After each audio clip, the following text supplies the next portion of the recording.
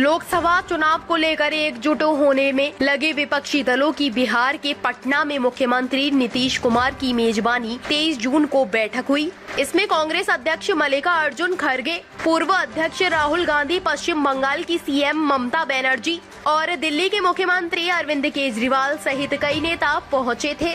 इसी बीच केजरीवाल की आम आदमी पार्टी आप ने कहा कि वो दिल्ली की 7 लोकसभा सीट पर अकेले चुनाव लड़ेंगी। आपके महासचिव संदीप पाठक ने कहा कि हम चुनाव प्रचार के दौरान लोगों के सामने अपनी बात रखते हुए कहेंगे कि केंद्र का अध्यादेश आपके खिलाफ है।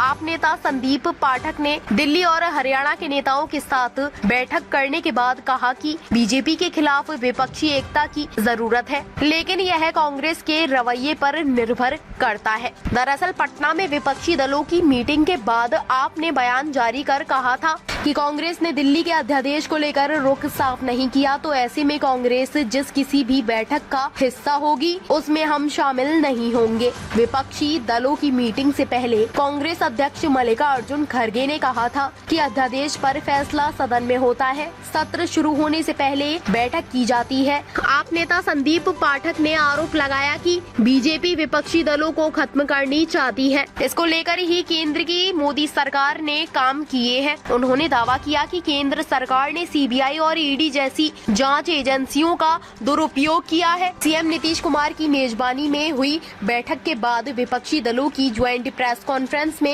मल्लिकार्जुन खड़गे ने कहा था कि विपक्षी दल आगे की रणनीति को लेकर हिमाचल प्रदेश के शिमला में 10 से 12 जुलाई के बीच एक दिन बैठक करेंगे। इस पर आप नेता पाठक ने कहा कि इस मीटिंग में शामिल होने का फैसला आपके संयोजक अरविंद केजरीवाल करेंगे। दिल्ली और पंजाब में सत्तारूढ़ आम आदमी पार्टी ने कहा है कि वह सैद्धांतिक तौर पर यूनिफॉर्म सिविल कोड यूसीसी के समर्थन में है। पार्टी के संगठन महासचिव संदीप पाठक ने एक टीवी न्यूज चैनल से बातचीत में कहा कि संविधान का अनुच्छेद 44 भी कहता है कि यूसीसी होना चाहिए। पाठक ने कहा कि उनकी पार्टी का यह मानना है कि यूसीसी के मसले पर सभी धर्मों और राजनीतिक दलों से बात होनी चाहिए। सबकी सहमति के बाद ही यूनिफॉर्म सिविल कोड लागू किया जाना चाहिए। आप नेता ने कहा कि पीएम नरेंद्र मोदी ने यूसीसी की बात चुनाव करीब देखकर छेड़ी है। प्रधानमंत्री नरेंद्र मोदी ने मंगलवार को भोपाल में बीजेपी के कार्यक्रम में समान